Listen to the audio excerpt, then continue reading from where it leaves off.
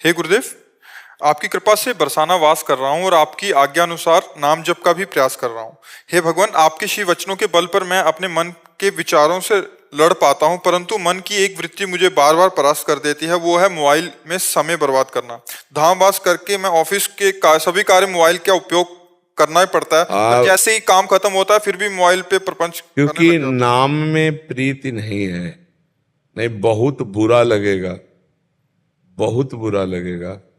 जिसके संग से हमारा भजन छूट जाए, वो व्यक्ति, वो वस्तु, वो पदार्थ, वो वृत्ति दुश्मन की तरह चुभती है भक्त को।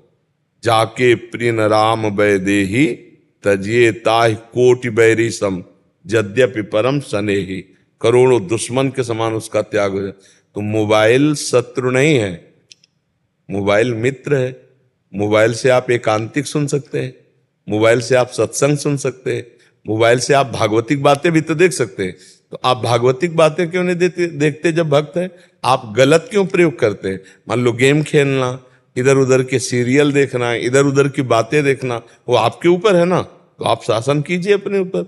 आप इतनी छूट, अरे जब 25 वर्ष 30 वर्ष पहले मोबाइल की रचना नहीं हुई थी, तब क्या भारत ने जी नहीं रहा था क्या कोई? आज मोबाइल रच गया तो सब इंटरनेट में ही, मोबाइल में ही प्रपंच देखने में समय नष्ट करते हैं। वो सहयोगी भी है, उसमें गुण भी है। अब पहले था कि किसी को खबर भेजनी है तो कार्ड, पोस्ट कार्ड डालकर महीना 15 दिन में चिट्ठी पहुंचती थी, मिनट के अंतर में अमेरिका में बात कर लो। कितना मतलब सहयोग हो गया। वो जब कभी कोई इमरजेंसी होता था तो तार आता था, तो बोले उनके यहाँ तार आया है, कोई घटना जरूर घटी है। अब यहाँ 1 मिनट में लगाओ नंबर, कहीं भी बात कर लो। तो मोबाइल हितकारी भी है। मोबाइल से केवल नुकसान ही नुकसान हो ऐसी बात नहीं है। मोबाइल से ही सुनकर आप लोग जुड़े हो, मोबाइल से सुनकर आप लोग आए हो। नहीं तो हमारे सत्संग को इतने लोग बैठे हैं, अगर यही जो बात हम आपसे कह रहे हैं ये कई लाख लोग सुनेंगे, मोबाइल से सुनेंगे ना।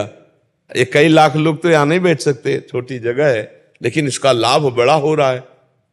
भारत के लोग, विदेश के लोग भी इसको सुन रहे हैं, मोबाइल से तो सुन रहे हैं। तो मोबाइल को हम दोष ना दे, हम मोबाइल में दोष दर्शन न करें। मोबाइल में जो दोष भरा हुआ है उसका दर्शन न करें। कितना बढ़िया है। कल क्या सत्संग हुआ था अभी आप सुन लो मोबाइल में। 1 महीना पहले क्या सत्संग हुआ था वो भी सुन लो।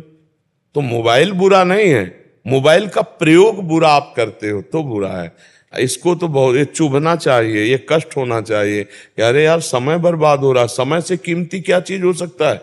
ये फिल्म है, ये सीरियल है, ये नौटंकी नाटक है, ये हंसी मजाक की बातें, हमारा समय बर्बाद हो रहा है। हम नाम जप करेंगे, हम सत्संग सुनेंगे, और जब मन कह रहा है कि हमको ये देखना ही है तो धीरे से बटन स्विच वाली में तुम्हारा अंगूठा जाए, ऑफ कर दिया, नहीं देखेंगे। ऐसे जिद्दी स्वभाव बनाना पड़ेगा। मन कह रहा है अब ये सीरियल देखना है, अब हमको गेम खेलना है, अब हमको ये, हमारा हाथ सीधे ऑफ में जाए, मोबाइल ऑफ कर करके रख दिया, नहीं देखेंगे। राधा राधा राधा राधा ऐसे लड़ा जाता। अगर लड़ोगे नहीं तब तो फिर गिरा देगा, फिर धीरे धीरे गंदी बातें देखने लगेगा मन, फिर गंदा व्यवहार आ जाएगा, आ जाता है।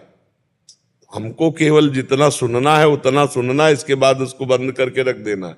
ज्यादा मोबाइल का प्रयोग, कुछ लोग तो लगे ही रहते हैं मोबाइल में, बात कर रहे हैं तो 20-20 मिनट बात कर रहे हैं मोबाइल से भी। आवश्यक बात बोलो, इसके बाद बंद, राधे श्याम। तो हमें लगता है कि मोबाइल दोषी ही नहीं है, गुण भी है उसमें। गुण को स्वीकार कर लो, दोष का त्याग कर लो। हाँ, बढ़िया बात है। महाराज जी वैसे बहुत साधक के लिए महाराज जी बहुत एक दुश्मन की तरह हो गया है महाराज जी। हाँ, सबसे बड़ा दुश्मन हो गया महाराज जी। बाहर के संग से बच सकते हैं, बट इतना प्रपंच हो गए, रील्स वगैरह इंस्टाग्राम आदि, हमसे बच्चे मिलते रहते नहीं, तो क्या एक रील में घुस गए तो देखो, एक दृश्य अजामिल ने देखा जंगल में, बस उसी दृश्य ने अजामिल को व्यभिचारी बना दिया। अब मोबाइल में हर दृश्य है, आप जो सर्च करो वो सब आ जाएगा। अगर ऐसे दृश्यों को देखें नौजवान तो उनकी हालत क्या हो जाएगी। तन्मयता आती, जो हम सुनते हैं, जो हम देखते हैं, उसी में हमारा मन राजी हो जाता है। तो फिल्में, गंदी बातें, गंदी चेष्टाएं, ये भी सब हैं उसी में। तो जो ऐसे देखते हैं, अपने भारत की फिल्मों में तो कुछ मर्यादाएं थी। अब धीरे धीरे कोई ऐसा सीरियल नहीं जिसमें गंदी बात न दिखाई जाए, कोई ऐसा सीरियल नाटक नहीं जिसमें गंदी क्रिया को एक सीमा तक न दिखाया जाए। अब वो नए नए बच्चे बच्चियां, परिवार के सदस्य सब अब वही दिमाग में भरा कि यही सुख है, और अब वो उसको और खुला सर्च करें तो विदेशों में खुला बातें हैं, अपने यहाँ तो थोड़ा मर्यादा भी है। अब वो जब विदेशी बातें देखेंगे तो दिमाग में वही भोग वासनाएं जागृत होंगी और साधक नष्ट हो जाता, बहुत बुरी तरह नष्ट हो जाता है। आज साधुता बचाना बहुत कठिन है, क्योंकि आहार गलत और व्यवहार गलत। जिससे बचने के लिए हम बाबा जी बने, किससे बचने के लिए? संबंधों से, प्रपंच से, संसार से, और वो सब उसी में भरा हुआ है। न जाने कितने फोन नंबर, न जाने कितने से परिचय, न जाने कितनी प्रपंच। तो अब आए थे भजनन को औंटे लाख कपास, यही माया में फिर उसी में फंस गए। चिंतन खाली ने हमने देखा है, कुन्न कुन्न हो रहा है, यहां छाती से लगाए हैं मोबाइल, छाती से, वैसे जैसे भगवान की छवि, ऐसे छाती में मोबाइल लगा हुआ है। रात में सो रहे हैं, कानों में वो लगा हुआ है, छाती में मोबाइल रखा हुआ है ऐसे। अब कब भगवान का चिंतन करेंगे? यही तो चिंतन के लिए एकांतिक समय होता है, सोते जागते, उठते बैठते, चलते भगवान। अब चल भी रहे हैं तो मोबाइल नहीं, कितना बहिर्मुख जीवन कर देता है। तो हमें बहुत सावधान रहना, काम उससे जो लेना वो काम लेकर उसका स्विच ऑफ कर देना है। बहुत सावधानी की जरूरत है, नहीं मोबाइल से बहुत समय बर्बाद होता है। जैसे आपने जो नियम दिए हुए हैं, वो जैसे ही नियम पूरा होता है या उससे अधिक समय मिल जाता है, क्योंकि एकांतवास मिलता है, तो जैसे ही नियम पूरा होता है और मन इतना प्रचंड वेग करता है कि बस अब भले ही 2 मिनट के लिए मोबाइल देख लो, कि अब नियम पूरा हो गया है तो अब 2 मिनट के लिए मोबाइल। वैसे एक नियम हम दिया जो कभी पूरा नहीं हो सकता है, हर श्वास नाम जप करना। ये हम सबको दिए कि 11 माला, ये तो प्रारंभिक साधन के लिए है, लेकिन हर श्वास नाम जप करना। ये सत्संग में एकांतिक में, जैसे आपने पूछा तो अभी तो ये नियम पूरा कब करोगे? इसका अभ्यास कब करोगे? नियम सब प्रेम के लिए है। अगर प्रेम न उत्पन्न हुआ तो नियम का मतलब क्या रहा? और जो मंत्र, जो नाम हर समय चलाया जाता है, उसी से प्रेम प्रकट होता है। तो आप खाली बैठने का स्वभाव ही मत रखिए। हमारा नियम है, हमारा श्वास नाम जप करेंगे।